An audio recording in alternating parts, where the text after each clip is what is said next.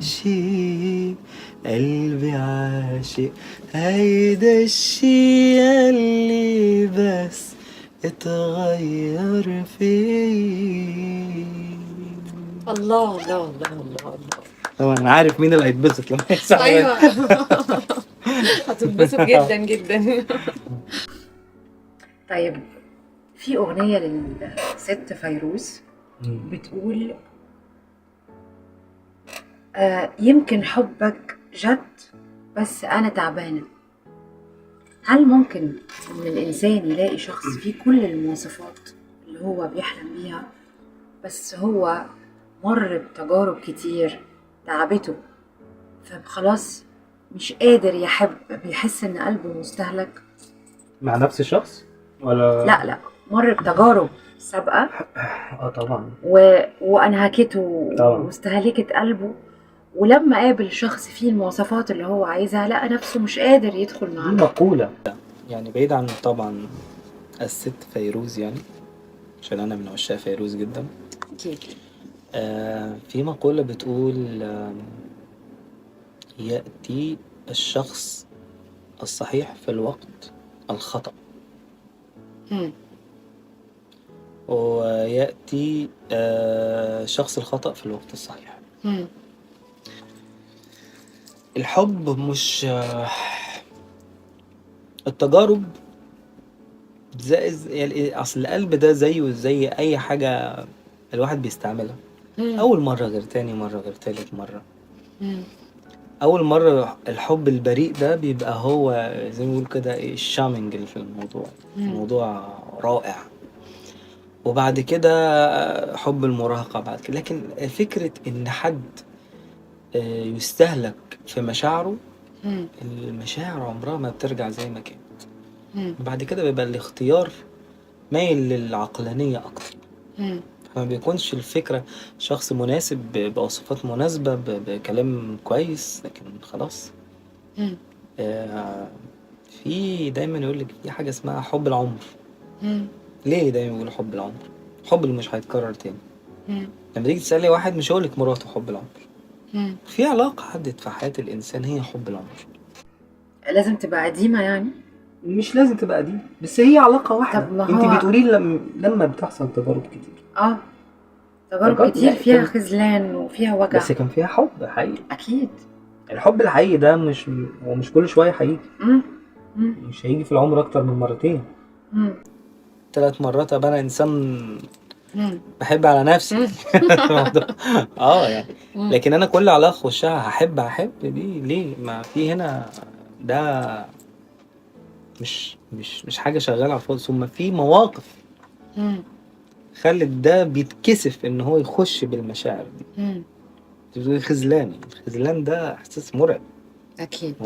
مرعب للشخص، يعني إن هو يكون الخذلان دي هو ثقة في الإنسان. مم. اللي قدامك وما كانش قد الثقة فدي لا، صعب. هو ممكن يكون في حب بس مش هيكون الحب للدرجة أو الدرجات اللي فاتت يعني. إلا بقى لو الشخص ده بقى قدم كل الحاجات اللي تخلي الماضي يتمسح، وده نادر الوجود. عشان برضو ما نقفلش عليكم كل حاجة يعني. يعني ممكن تقابلي شخص في حياتك أو في حياتك بعد فترة طويلة من عدم الثقة وعدم الأمان مع أشخاص كانوا غلطات في حياة الإنسان. ممكن يجي حد يعوض ده كله، بس صدقوني اللي هيجي ده محتاج يعمل مجهود غير طبيعي عشان يوصلك للمرحلة دي. صح. بس دي حقيقة، عشان يرجع الثقة تاني بالظبط. ويرجع الأحاسيس تاني. دي حقيقة. في النهاية عايزة أقول إن الحب هو مش حاجة أنت بتعملها. هو الحب حاجة أنت بتكون عليها، حالة بتكون عليها، حتى لو معاك شريك مش معاك شريك. الحب إنك تكون إنسان محب، وبتبقى بتشع طاقة الحب دي، بتحب كل حاجة حواليك. خليني أقول لك حاجة. قول. في قصة صغيرة. أوكي. كان نزار قباني بيحب بلقيس جدا يعني. ف فكان دايما بيقعد انا عايز هوصف بس درجة من درجات الحب. فكان قاعد قدامها، كل اللي بيعمله ان هو بيبص فما بيتكلمش، فهي بتستفزه، انت ما بتتكلمش ليه؟ فكتب قال، هي قالت له قل لي ولو كذبا كلاما ناعما قد كاد يقتلني بك التمثال. كتمثاله. رد عليها قال لها ايه؟ ودي يعني اللي انا عايز اقوله من اللي هقوله ده زي ما بيقولوا كده ده لازم هنسمعها غنى طبعا. غش للبنات علشان يعرفوا مفاتيح الرجالة بتبقى فين.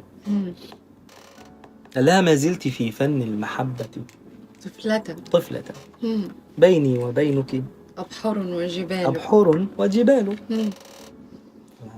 انت بتقولي ألم تستطيعي بعد أن تتفهمي أن الرجال جميعهم أطفال؟ فإذا جلست أمام حسنك صامتا فالصمت في حرم الجمال جمال. كلماتنا في الحب، كلماتنا الكلام الحلو الكتير يعني تقتل حبنا. إن الحروف تموت حين تقال قصص الهوى قد جننتك فكلها غيبوبة وخرافة وخيال. الحب ليس رواية شرقية يا طفلتي بختامها يتزوج الأبطال. الحب هو أن نثور لأي شيء تافه لغير يعني. هو يأسنا وهو حبنا القتال. احنا لازم هو نسمعها. هذه الكف لا التي تجتاحنا. لا انا عايزه اسمعها يا عبد الله بليز. ومسك ايديها وراح بايس ايديها قال لها ورغم هذا نقبل الكف التي تجتاح. لازم فسكت. نسمعها. إلى تلميذة. لازم نسمعها. طيب هو قل لي ولو كذبا كلاما ناعما قد كاد يقتلني بك التمثال. ما زلت في فن المحبة طفلة بيني وبينك أبحر وجبال. لم تستطيعي بعد أن تتفهمي أن الرجال جميعهم أطفال.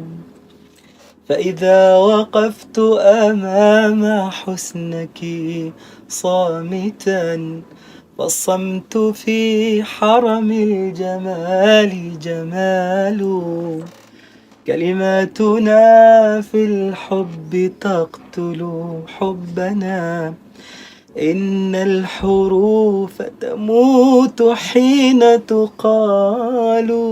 قل لي ولو كذبا كلاما ناعما قد كاد يقتلني بك التمثال. قصص الهوى قد جننتك فكلها غيبوبة وخرافة وخيال.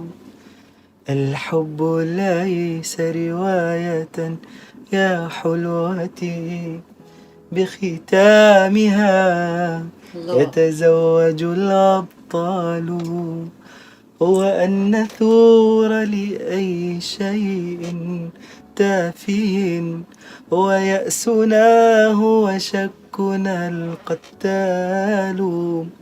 هو أن نثور لأي شيء تافه ونقبل الكف التي تجتاح.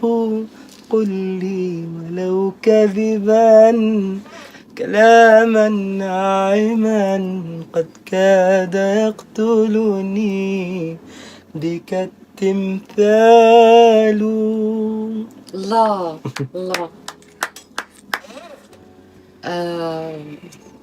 بصراحة انت لما بتغني للقيصر يعني انا ما بقدرش اتكلم يعني لا بصراحة. انا كاظم الساهر بالنسبه لي هو في الفن هو مثل اعلى يعني. مم. ودي ده انا قلت كتير كده في برامج. مم. وده اخلاقا وفنا و... وخلقا زي ما بيقولوا كده صح. وكل حاجه عملها كانت حلوه. مم. واحترامه للنساء هو جزء مهم من حبي ليه، لان خلينا نكون مقتنعين احنا نحن كرجال يعني النساء هو أغلى وأهم وأحلى وأطيب حاجة في حياتنا. مم. لأن هو زي ما بيقولوا كده ده هو النص التاني للحياة. ودي الحاجة الوحيدة اللي ممكن الواحد يحس من ناحيتها بمشاعر حقيقية كحب يعني. صح. ف... فكاظم الساهر اختصر هو ونزار قباني وكريم العراقي رحمة الله مم. عليه في حاجات كتيرة يعني. مم. قال من قال لا يبكي الرجال، فظيعة. من قال لا يبكي فظيعة. الرجال مم. أبكي غني على عنها. سيدة الوفاء. لا دي لسه يا نازلة ما وفاء. ملحقتش بس فدي كانت من ضمن الحاجات اللي الله يرحمه كريم قالها لما الناس اتهمت أو النساء اتهمت الرجالة إن هم يعني أقوياء جدا. مم. بس فقال لها من قال لا يبكي الرجال. مم. بس مم. فأنا عايز أقول كل عيد حب وكل واحد كويس مع حبيبته مع أهله مع أصحابه. الحب مش مقتصر على الحب العاطفي فقط. الحب هو مشاعر بنعيش بيها عشان نكون زي ما بيقولوا كده عشان تكون إنسان يعني. فالحب هو حبك لأهلك لأمك لأبوك لأخوك لحبيبتك لابنك للحاجة اللي بتحبها لنفسك طبعا. آه، دي أحلى حاجة وأحلى نعمة ربنا أنعم علينا بيها يعني. فلا يعني حاجات كتيرة تتقال في الحب لكن احنا تقريبا ما عندناش وقت نقول أكتر من كده. كل سنة وانت طيب يا عبد الله، وكل عيد حب يا رب وانت بتتمتع بالإحساس والحب جواك. وزي ما انا بقول لكم طول الوقت، عمرك ما هتعرف تحب الا لو حبيت نفسك. وهسيبكم مع اغنية لعبد الله، ودي هتكون اخر اغنية معانا. وميرسي جدا وهابي فالنتاين داي عليكم كلكم.